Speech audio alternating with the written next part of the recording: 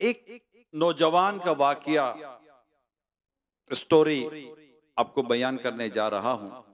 ये अपने वालिदैन का इकलौता बेटा था, और जब बेटा इकलौता होता है तो काफी लाड प्यार से उसको पाला जाता है।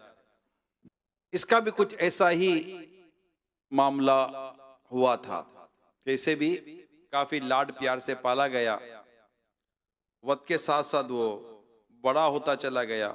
लाड प्यार की वजह से उसका जो दिमाग था वो खराब होता गया, यानी बिगड़ता चला गया। वो उसके अंदर वालिदैन की लिए को मोहब्बत, शफकत, प्यार और हमदर्दी का जज्बा उसमें था नहीं। माँ बाप के साथ बदतमीजी करता, इनके साथ बदअखलाकी करता,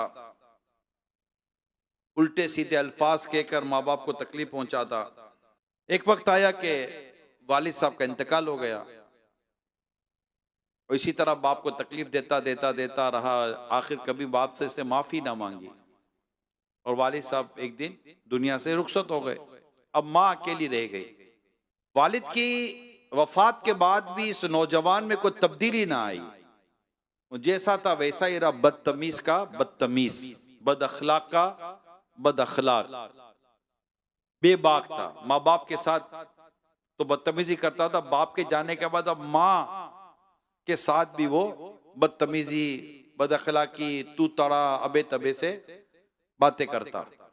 दिन ब दिन इसका रवैया खराब से खराब होता चला गया। माँ बहरहाल माँ होती है, इसके अंदर औलाद के लिए बेतहाशा मोहब्बत होती है। औलाद कितनी बिगड़ी हुई हो, माँ अपनी शफकत का और अपनी मोहब्बत का अंदाज बनाए रखती है। बुरे साथियों की दोस्तियों ने इसे मजीद बिगाड़ रहा। घूमना फिरना,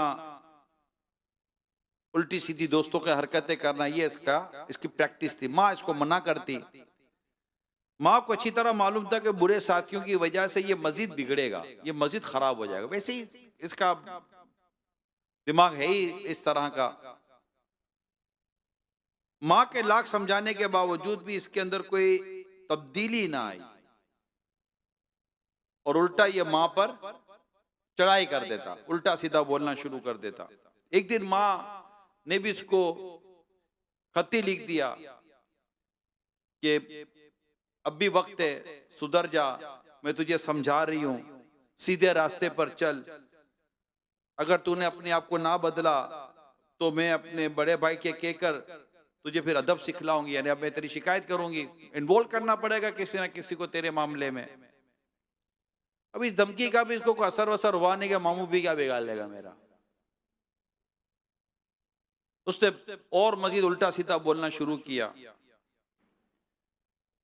और मामू के बारे में भी जो मुंह में आया बकवास उसने कर डाली। अब उसकी उम्र बढ़ते बढ़ते 24 साल की हो गई। अट्टा कट्टा नौजवान, ताकत हाथों में बाजुओं में। कोई मुदाखलत करता तो उस पर बरस पड़ता, तुम होते कौन हो मेरे मामले में बोलने वाले। अभी इन्हीं हरकतों का सिलसिला इसका शुरू था कि माँ इसको मजीद समझाने लगी, उसको तलकीन करने लगी, उसको नसीहतें करने लगी। अब 24 साल का लड़का अब किसी काबू में नहीं आ रहा। इस पर बेटे का पारा चढ़ गया, और ये बेटा हुआ अब आपे से बाहर। जूता निकाला और मां को दे मारा। मां ने जूते से बचने की कोशिश की, मगर जूता उसकी कमर पर लगा। मां बैठकर ज़ारो कतार रोने लगी। वो अपनी किस्मत को रो रही थी कि ऐसा बदबख्त बेटा मैंने पैदा किया। वो अपनी अपने आप को कोस रही थी। होता है ना कि मेरे अपने आप को याद कर रही है, अपने अमाल याद करेगी कि ऐसा बदबख्त बेटा मेरे यहाँ पैदा हो गया कि मुझे मेरा बेटा जूतों से मार रहा है। उसको कहीं किसी किस्म की कि लड़के को कोई नदामत, को अफसोस नाम की कोई चीज नहीं थी। माँ इतनी तकलीफ देती, इतनी तकलीफ देती कि अचानक नाफरमान बेटे के लिए मां के मुंह से बद्दुआ निकल गई, बद्दुआ, और वो भी मां की। देती नहीं है ये मां बद्दुआ, यूं देती नहीं है, लेकिन मां के मुंह से निकल गई ना, ये कहते तीर कमान से निकल गया। अब ये नाफरमान बेटा जूता मारने के बाद घर से निकल गया, दोस्तों में चला गया, अपनी करतूतों में गया, हरकतें करने लगा जो दोस्तों में हल्ला गुल्ला करना होता है। थका हारा घर वापस आया, जाकर माँ को पूछता नहीं है, माँ गुस्से में आ गया था, दिमाग खराब हो गया था, तुझे मारा पीटा, माफ कर दे वगैरह होता है ना आदमी हमदर्दी। पता ही नहीं है कि माँ जी रही है मर रही है क्या था। थका हारा घर आता है, अपने कमरे में जाता है, जाकर सो जाता है। पूछा ही नहीं माँ को कि माँ तेरे का साथ क्या हो गया। वो माफी आफी तो बंदा मांगेगा नहीं मांगेगा, कुछ भी नहीं। सुबह माँ जब उठी तो वो तो सोया पड़ा हुआ था, माँ अपने काम में मसरूफ थी। जब इसकी आंख खुली नौजवान की, तो क्या देखता है कि वो जिस हाथ से इसने अपनी माँ को जूता मारा था वो हाथ ही काम नहीं कर रहा, यानी हाथ मफलूज हो गया, हाथ तो फालिज पड़ गया, पैरालाइज हो गया, हाथ कंप्लीटली पैरालाइज हो गया। उसने फौरन दरवाजा बंद किया और चीख चीख कर रोने लगा कि मेरा हाथ मेरा हाथ मेरा हाथ। अब मां उठकर अपने काम में लगी हुई थी, अचानक मां के कानों में आवाज आई कि मेरा बच्चा रो रहा है, चीख रहा है। मां तो मां होती है ना।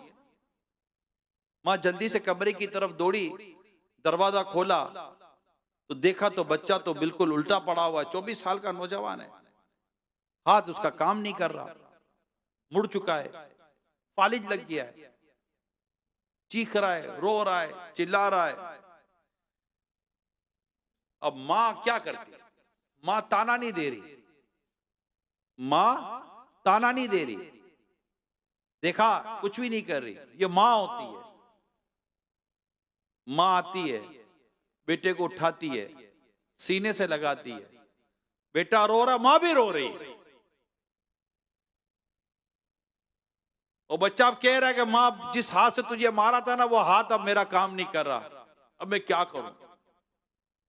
अब मां बेचैन परेशान, सारी उम्र की तकलीफों को भूलती हुई रब से दुआ करती है, मौला मैंने से माफ किया, तू भी माफ कर दे। मगर मेरे प्यारे इस्लामी भाइयों, ये स्टोरी कुछ और है। मैंने वाकया सुनाते सुनाते कह दिया, तीर कमान से निकल चुका था। मां ने अपने रब के हुजूर अर्ज की, मौला माफ कर दे, मगर कहानी यह है, और जिससे यूं कहा जा सकता है कि अल्लाह पाक ने गोया इसके लिए फैसला फरमा दिया कि अब इसका हाथ सही नहीं होना। इसने अपनी मां पर जुल्म किया, इसने मां के साथ ज्यादती की, और आखिरकार इसका लड़के का हाथ फालिज हो गया और जिंदगी भर के लिए मोहताज और माजूर बन गया। अल्लाह अल्लाह अल्लाह। मेरे प्यारे इस्लामी भाइयों, ये बात समझने की कि बंदा अपने माँ से कोई या बाप के साथ कोई सा जुल्म, कोई सी ज्यादती कर बैठता है, और अल्लाह पाक को इस कदर वो उसका अमल नापसंद होता है, इतना अल्लाह पाक उस पर मतलब इस मामले में अल्लाह कितनी भी नाफरमानी कर बैठता है कि वो समझे कि वो बहुत बड़ी भूल खा जाता है। आज मेरा बयान आप समझ गए कि क्या है। माँ बाप, अल्लाह पाक हमारे माँ बाप को सलामत रखे। हर औलाद गौर करे कि इसने अपने माँ बाप के साथ क्या किया है। उससे हाथ उठाया, उसका हाथ फालिज हो गया। कोई अपनी माँ के आगे जबान चलाता है, कोई अपनी माँ को तेज नजरों से देखता है, कोई अपने बाप को बुरा भला कहता है। अभी पिछले दिनों में लाइव प्रोग्राम कर रहा था, उसमें मेरे इस्लाम भाई बता रहे थे, वो कहीं जुम्मा पढ़ाते थे, तो कहा मैं जुम्मा पढ़ कर बाहर निकला तो मैंने देखा कि एक नौजवान एक बूढ़े आदमी को मार रहा है, मार रहा है, मार रहा है। मैं भी परेशान हो गया कि ये नौजवान है कौन, एक बूढ़े आदमी को मार रहा है। बाद में पता चले बूढ़ा आदमी इसका बाप था, बाप को पीट। ये कराची की बात कर रहा हूं मैं, गांव देहात, किसी ऐसे इलाके की बात नहीं कर रहा। कराची की बात कर रहा हूं कि बेटा अपने बाप को मार रहा था। और ऐसे मैंने कई वाकयात पढ़े हैं कि बेटा मां के ऊपर जुल्म करता है, मां की जायदाद के पीछे पड़ा हुआ है, मां के माल के पीछे पड़ा हुआ है, मां ज्यादा बोलती है तो वो गुस्सा कर देता है। ऐसे तक वाकये पड़े जिससे गरम स्त्री मां की पीठ पर लगाई है। कैसे लोग हैं ये, कैसे लोग, जरा सोचिए तो सही।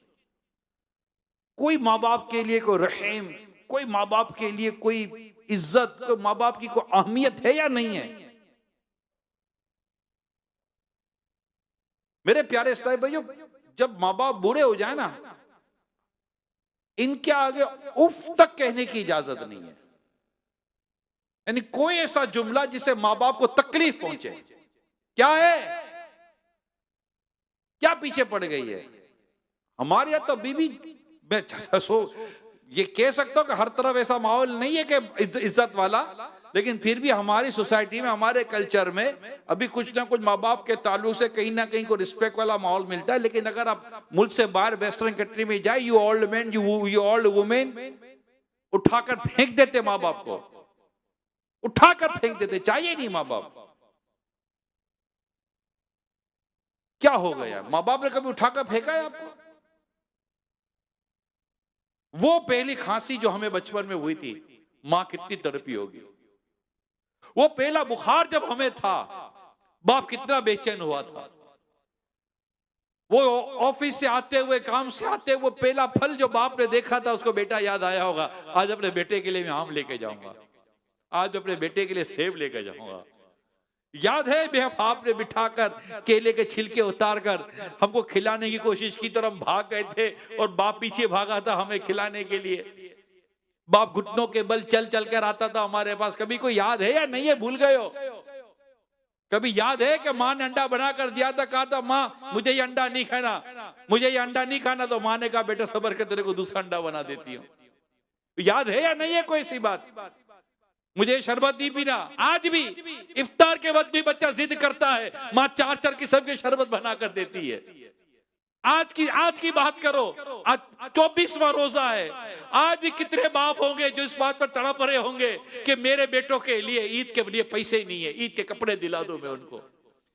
आज ऑफिस से लोन मांगता है, जॉब से बोनस मांगता है, रात भर जाकर नौकरी करता है या काम करता है। क्यों? कि अपने बच्चों के लिए कोई एक सूट ले लूंगा, बच्चों के लिए कोई जूते ले लूंगा। अब्बू आप अपने लिए तो लो, बेटा भी मेरी जिंदगी चली गई, तेरे लिए जीना है। आज की बात कर रहा हूं, आज भी यही हो रहा है। आज भी रात को बैठकर माँ बाप आपस में बात करते होंगे कि ईद है, ईदी में बच्चे को क्या देंगे। बाप बोलेगा सैलरी मिल नहीं रही है या बढ़ नहीं रही है, कुछ तो देना पड़ेगा ना, अपना बेटा है, क्या दोगे बेटे को? चलो कुछ बेचते हैं, कुछ करते हैं, उधार ले लेते हैं। अस्पतालों में जाकर देखो तो ये ऐसे ऐसे बच्चे पड़े हुए, ऐसे ऐसे बच्चे पड़े हुए कि डॉक्टर ने मना कर दिया माँ बाप को गोया के, लेकिन बाप है उम्मीद नहीं तोड़ रहा, जा जाकर कर्जा मांग रहा है कि मुझे मेरे बेटे का इलाज कराना है, मैं भर दूंगा, बोल रहा मैं भर दूंगा। और कई ऐसे बाप इस वक्त अस्पतालों में पड़े हुए होंगे जिनकी औलाद का पता तक नहीं होगा कि हमारे बाप के ऊपर बीत क्या रही है। क्या हाल हो गया हमारा। अपने माँ बाप के साथ इतनी ज्यादती कर रहे हैं, इतनी बेरुखी कर रहे हैं, इतना जुल्म करते माँ बाप के ऊपर। इसी तरह का एक नालायक और बेशर्म किस्म का बेटा था, बाप मर गया, बाप का इंतकाल हो गया था। अब बेटा मां को कोसता ही रहता था। बड़ा वाकया, मैं छोटा कर रहा हूं। बेटा मां को कोसता ही रहता था। मां क्या करे, मां जाए भी किधर, बेचारी अकेली है, एक ही जवान बेटा है, और उसको कोस कोस कोस कोस के मां को आधा बीमार कर दिया। और पता है क्या बोलता था, बुड्ढी ये तो बाप की पेंशन है जो तुझे मिलती है, वरना तुझे मैं अपने साथ रखूं, गाड़ी में ले जाता, बाप की पेंशन लेता और मां के हाथ तक में ना देता और जाकर पेंशन के पैसे उड़ा देता। मां कुछ बोलती तो मां को 2 बातें सुनाता। इसी तरह माँ की नाफरमानियां करता करता करता करता माँ को सताता सताता बड़ा हो गया और बड़ा हो गया। एक दिन दोस्तों के साथ बाहर घूमने चला गया पीछे उड़ाने के लिए, माँ को देने के लिए कुछ भी नहीं था इसके पास। जब दोस्त मुल्क घूमकर वापस आया, कार के अंदर कार तेजी से जा रही थी, कार का एक्सीडेंट हो गया। 4 या 5 दोस्त थे, सबसे ज्यादा चोटें इस लड़के को आई। इसको अस्पताल में एडमिट करवाया गया, बहुत कुछ इलाज करवाने की कोशिश की गई, लेकिन पता चला कि लड़का मोहताज और माजूर हो चुका है, माजूर हो गया। और माजूर होके जो पैसे मिलते हैं ना बाद ममालिक के अंदर, माजूर हो जाता है को मोहताज हो जाता है, उसको पैसे मिलते हैं। सजा देखो, जो माँ को पैसे के लिए लेके जाता था ना, आज वो दिन आया कि व्हील चेयर पे बैठकर खुद अपनी मोहताजी के पैसे लेने के लिए उसी तरह जाता था। माँ को सताने का अंजाम, बाप को सताने का अंजाम। ए मेरे प्यारे इस्लामी भाइयों, अगर माँ बाप जिंदा है ना, इनकी कदर कर लो, इनकी कदर कर लो, इनकी इज्जत कर लो।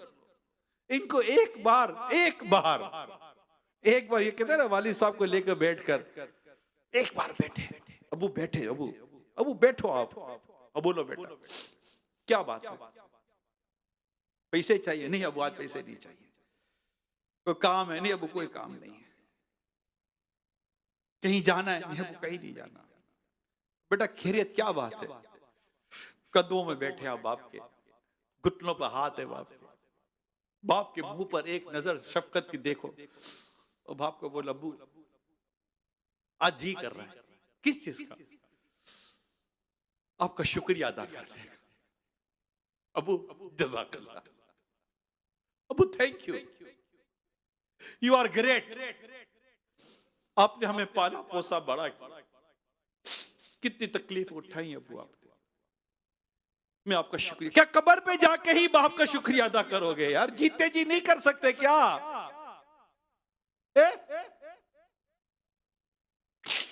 माँ के साथ उन कदमों में बैठ, माँ बैठ, क्या बेटा बोलना मेरे लगते जिगर, क्या हुआ? माँ बैठ तो सही।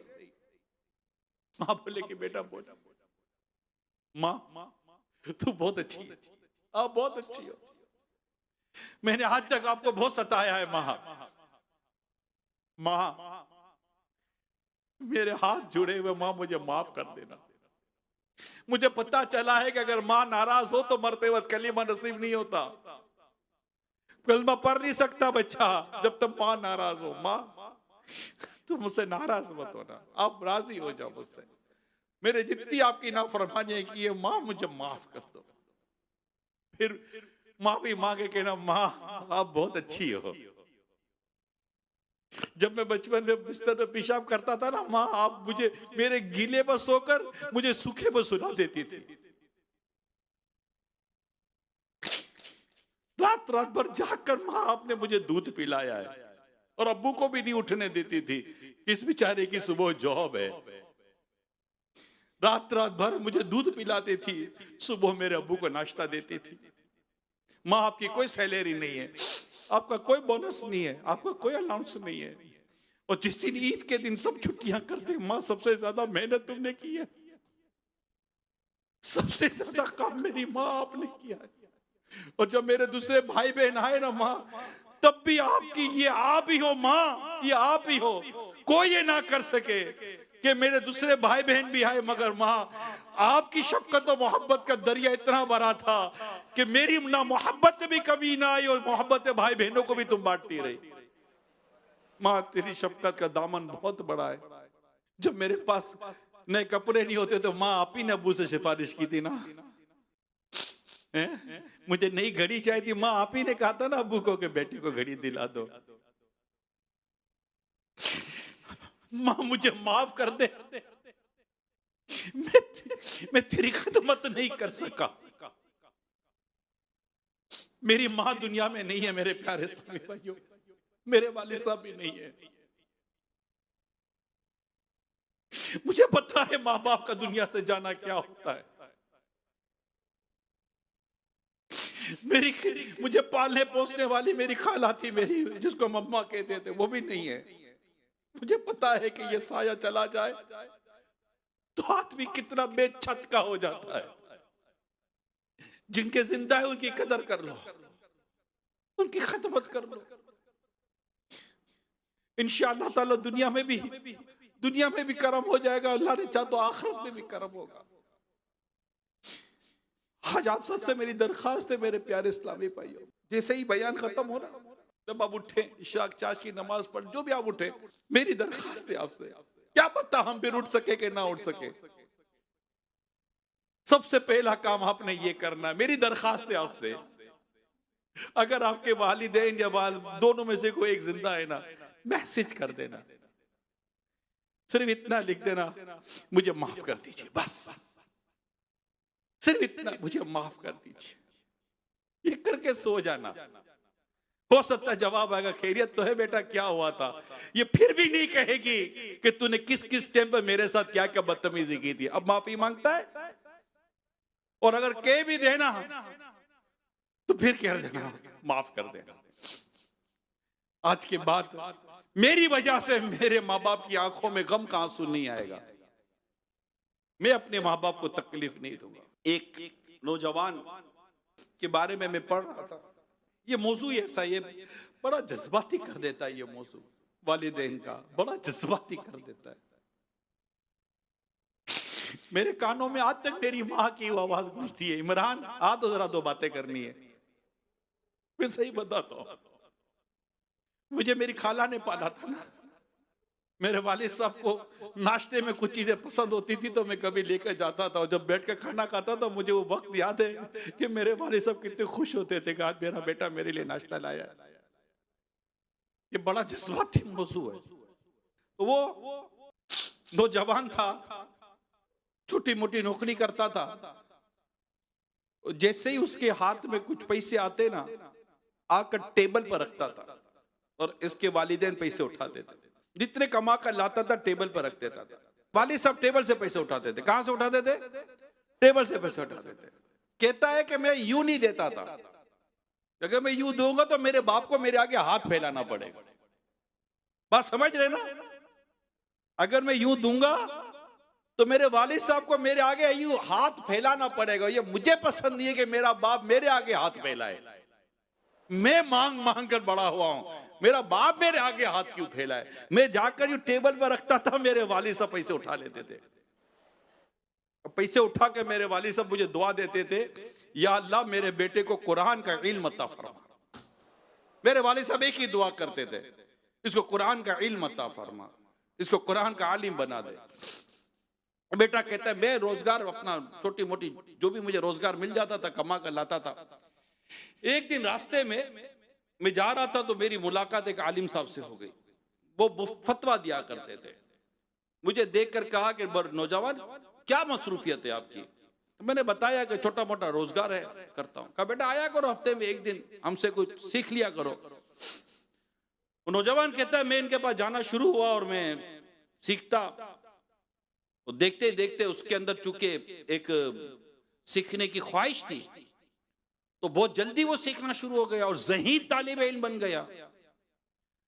पढ़ते पढ़ते पढ़ते पढ़ते इसने इल्म दीन हासिल किया और काफी क्वालिफिकेशन हासिल कर ली। राइट, काफी क्वालिफिकेशन हासिल की। इवन कि इसने पीएचडी के लिए अप्लाई कर दिया। अब वक्त था थीसिस लिखने का। पीएचडी करने के लिए एक मकाला लिखा जाता है, थीसिस लिखा जाता है। अब इसको थीसिस लिखना था। अब ये सोच रहा था कि मैं टॉपिक क्या लूं मकाला लिखने के लिए, थीसिस लिखने के लिए। अचानक उसको अपने बाप की दुआ याद आ गई कि मेरे वालिद साहब दुआ करते थे, या अल्लाह मेरे बेटे को कुरान का इल्म अता फरमा दे। का कुरान पर थीसिस लिखता हूं। इससे कुरान पर मकाला लिखा कुरान के मुतालिक और अपना थीसिस जमा करवा दिया। जमा कराने के बाद एक प्रोसीजर होता है, ज्यूरी बैठती है, पूरे थीसिस को देखा जाता है, मकालों को देखा जाता है, स्टूडेंट्स वेट कर रहे होते हैं। एक दिन आया कि वो स्टूडेंट्स जमा थे और ऐलान मतलब अनाउंस होनी थी थीसिस की कि किसको पीएचडी की डिग्री मिलनी है। तो जो ज्यूरी आई, यानी जो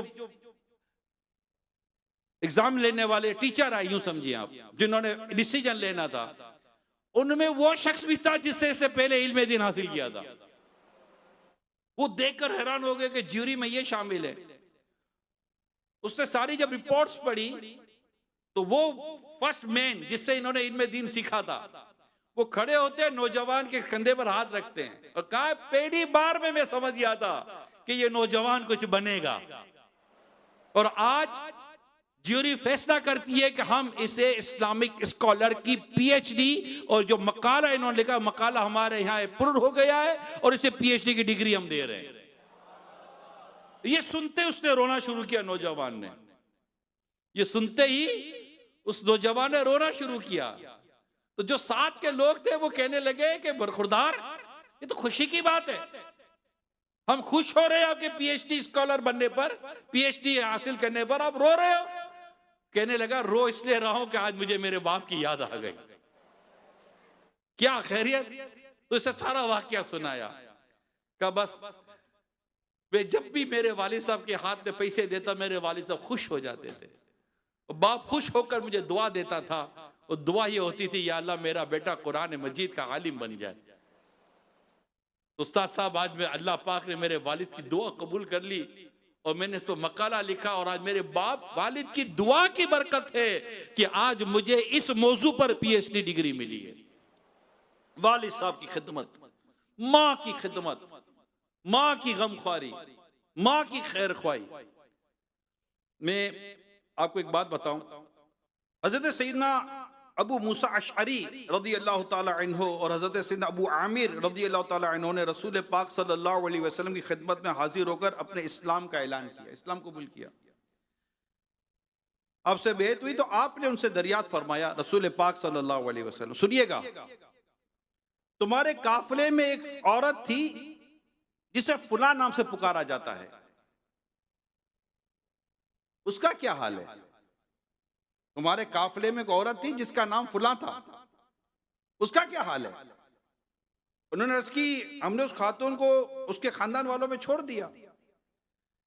प्यारे आका सल्लल्लाहु ताला अलैहि वसल्लम ने इरशाद फरमाया, वाकया यह है कि अल्लाह पाक ने उसकी मगफिरत फरमा दी है। उन्होंने अर्ज की, अल्लाह पाक के रसूल सल्लल्लाहु अलैहि वसल्लम, आखिर किस वजह से उसकी मगफिरत हुई? इरशाद फरमाया, मां के साथ उसने सलूक करने की वजह से।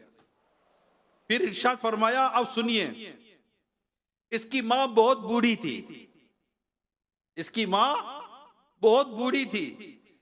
एक डराने वाली आवाज आई, इसकी कौम में आवाज आई कि दुश्मन तुम पर हमला कर रहे हैं, हमला करने वाले हैं, आज आज हमला होने वाला है, इसलिए बस्ती छोड़ दे, बस्ती खाली कर दी जाए। चुनाचे वो अपनी बूढ़ी मां को पीठ पर लाद कर निकल पड़ी। जब वो थक कर चूर हो जाती, मां को पीठ पर उठाकर तो अपनी मां को नीचे बिठा देती, फिर अपना पेट मां के पेट से चिपका देती, मां के पैरों तले अपने दोनों पैर रख देती ताकि मां के पांव गर्मी से झुलस ना जाएं। चुनाचे वो औरत अपने इस अमल की वजह से नजात पा गई और अल्लाह पाक ने उसकी बख्शिश फरमा दी। मां की खिदमत आए है, मां की खिदमत। या वो एक वाकया पहले मैंने बयान के याद आ गया कि एक औरत लास्ट फ्लोर पे रहती थी और उस बिल्डिंग में आग लग गई। आग लगी, लोग निकलने लगे, निकलने लगे, निकलने लगे, उतरने लगे, आग बढ़ती चली गई। अब प्रॉब्लम यह था कि उस औरत के घर कमरे में एक बूढ़ी मां थी और उसका दूध पीता बच्चा था। अब या तो ये बूढ़ी मां को उठाए या अपने दूध पीते बच्चे को उठाए। इसने थोड़ी देर सोचा क्या करूं, आग घर में आ रही थी। फौरन फैसला किया और अपनी बूढ़ी मां को कंधे पे लिया और सीढ़ी पर चढ़कर छत पे चढ़ गई।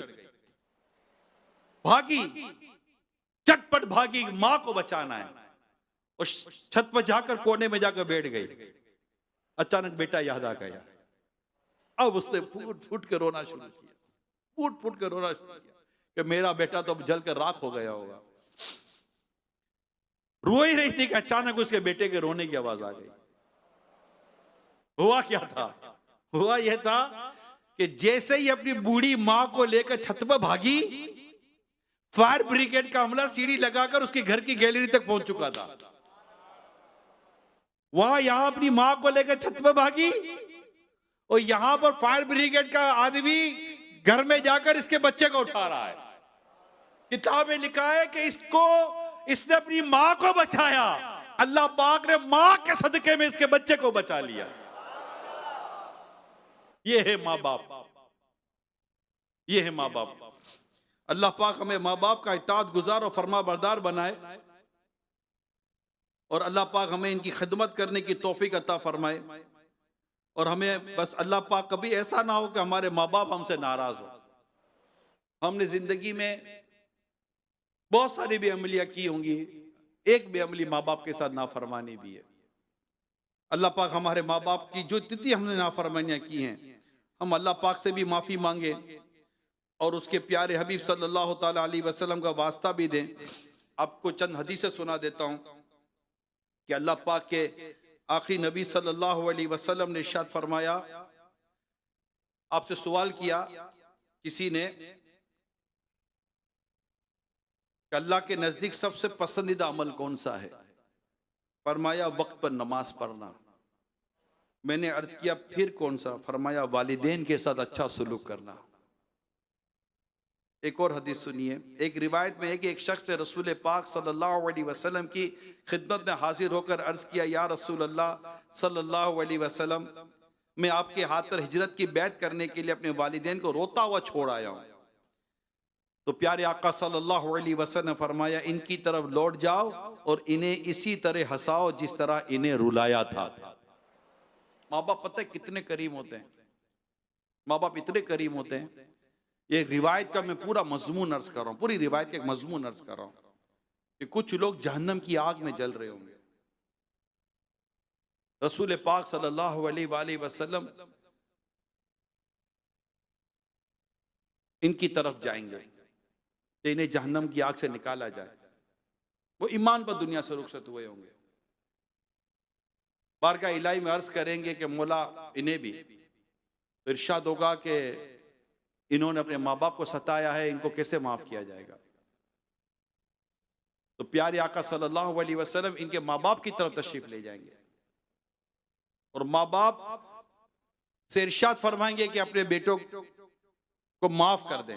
वो अपनी तकलीफों का बयान करेंगे माँ बाप। तो आका फरमाएंगे, आकर देख तो लो तुम्हारे बच्चों का क्या हाल है। जब वो देखेंगे जहन्नम में बच्चों पर क्या सजा हो रही है, तो वो बेकरार होकर कहेंगे, या रसूल अल्लाह, हमने हमारे बच्चों को माफ कर दिया। उस वक्त उनको जहन्नम से नजात नसीब हो जाएगी। यहां माँ बाप की शफकत और मोहब्बत हम सुन रहे हैं, मगर ये भी याद रखिएगा आखिर ये अमल किया मेरे मुस्तफा करीम सल्लल्लाहु अलैहि वसल्लम ने। आला तो दिखते हैं ना, उनके सिवा रजा कोई हामी नहीं, जहां गुजरा करे पिसर पे पिदर को खबर ना हो। तो प्यारे आका सल्लल्लाहु अलैहि वसल्लम को भी हमें राजी करना है, उनकी शफाअत हमें लेनी है और अपने माँ बाप को भी राजी करना है। तो आज कोई है नियत जिनको अल्लाह पाक ने वालिदैन का साया जिनका है कोई नियत करने वाले का हम आज ही अपने वालिदैन से माफी मांगेंगे? है कोई नियत करने वाले? बाहर इस्लाम भाई हैं, अंदर बाहर, जो ये नियत करेगा आज हम अपने माँ बाप को मैसेज करेंगे, माफी मांगेंगे, इनसे दरखास्त करेंगे हमें माफ कर दीजिए, और अगर ये दोबारा ये कोई नाराजगी का इजहार करेंगे तो फिर माफी मांगेंगे, फिर माफी मांगेंगे, फिर माफी मांगेंगे, इतनी मांगेंगे कि अपने माँ बाप को राजी कर लेंगे। कौन कौन नियत करता है? इंशाअल्लाह अज़्ज़ वजल माँ बाप को राजी करेंगे और माँ बाप की इताअत और फरमाबरदारी करेंगे। मगर एक बात आखिर में ये जरूर अर्ज कर दूं, माँ बाप की इताअत और फरमाबरदारी वही है कि जहां अल्लाह पाक और उसके प्यारे रसूल की नाफरमानी ना होती हो। अगर माँ बाप को ऐसा हुक्म करते हैं कि अल्लाह पाक और उसके रसूल सल्लल्लाहु अलैहि वसल्लम की नाफरमानी होगी, वो बात नहीं मानी जाएगी। और वालिदैन से दरखास्त करता हूं कि आपका एहतराम, आपकी फरमाबरदारी अल्लाह और उसके रसूल का हुक्म है। आपको ये बात ज़ेब नहीं देती कि आप अपनी औलाद को अल्लाह और उसके रसूल की नाफरमानी का हुक्म दें। तो इंशाअल्लाह अज़्ज़ व जल अगर हमने ये कर लिया, अल्लाह पाक ने चाहा तो माँ बाप भी राजी, रसूल पाक सल्लल्लाहु अलैहि वसल्लम से राजी हो जाएं, तो इंशाअल्लाह फिर अल्लाह पाक भी प्यारे हबीब के सदके में हमसे राजी हो जाएगा, रमजान भी राजी हो जाए और यूं हमारी मग़फ़िरत का सामान हो जाए। अल्लाह पाक अमल करने की तौफीक अता फरमाए। आमीन बिजाहि खातिम नबिय्यीन सल्लल्लाहु तआला अलैहि वसल्लम।